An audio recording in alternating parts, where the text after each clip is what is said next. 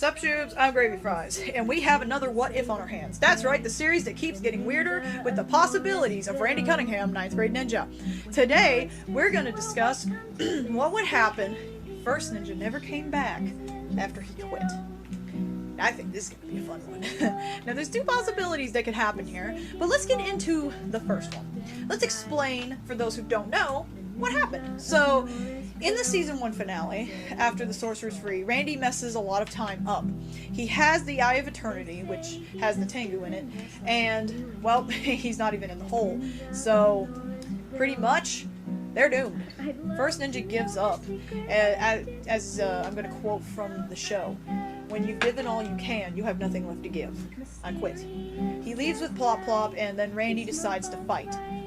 But that's the thing. What if he never came back? During the fight, he returned and was the reason Randy managed to defeat the Sorcerer. What would happen if he didn't?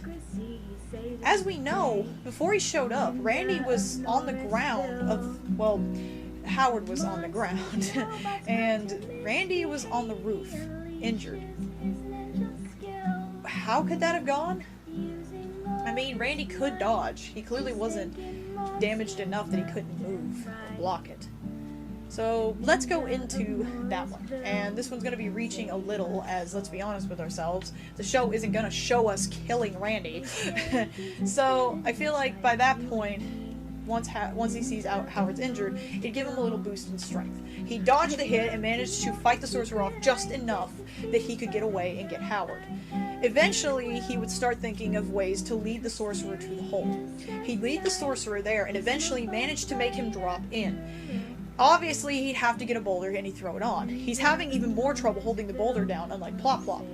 Finally, he sees Howard flying overhead and decides, okay, I gotta get Howard out of there. So he burns the mask in a fire he started, and Howard comes down on the other part of the city.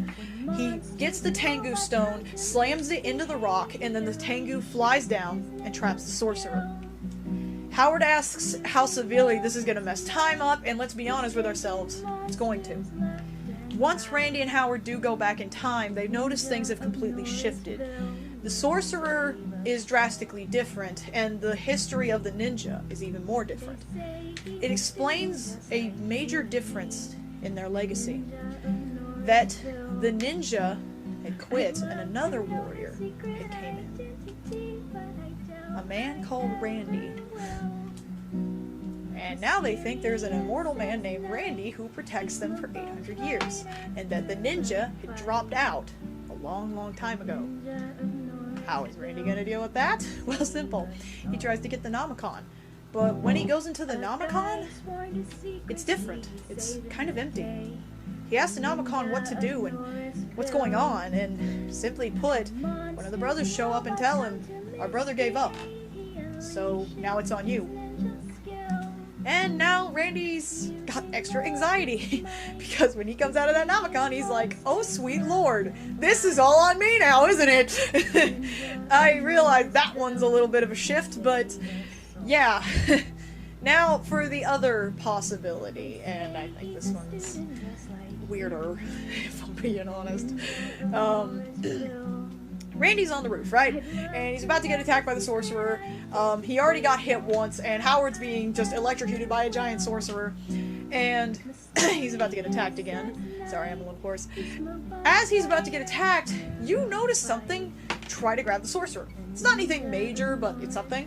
Yeah, it's Plop Plop. Plop Plop grabbed the Sorcerer. He said that he wanted to help, but First Ninja didn't come back. Randy uses this as an opportunity to throw him in the hole. Him and Plop Plop together managed to tie him up and throw him into the Sorcerer's hole. After that, basically repeat the thing I said from earlier, and now they're wondering, what are they gonna do?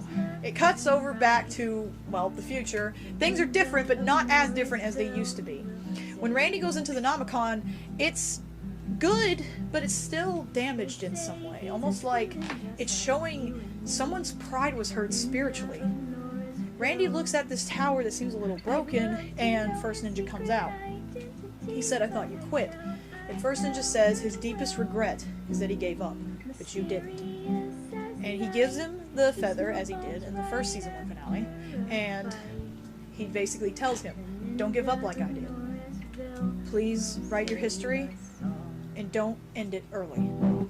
Randy decides to take this as, okay, you really don't want me to make the same mistake as you. That's the thing, you were a 40-year-old man, I'm a teenager. But after coming out of the Namicon and discussing it with Howard, he basically uses this as kind of a motivation to do better. If the first ninja himself gave up and is saying, you did better than I did, it made him feel good. He feels like he's finally done something right. Yeah, that got a little emotional at the end. Yeah, that's basically the two possibilities of what could happen if First Ninja had just walked away and never came back. Of course, there's the other very tragic possibility that, you know, he didn't come back, Randy dies, Tom gets stayed messed up, then there's that apocalyptic thing in the world. You know what, let's discuss that. Yeah, apocalyptic mess, we saw that. Imagine all these poor people just trying to survive. Randy and Howard coming back to an apocalypse that can't be fixed. Could Randy even fix that? I doubt it. I really do. And that would be interesting to discuss, which I may do later. Maybe. Anyway, thanks for watching, and I'll see you shoobs later.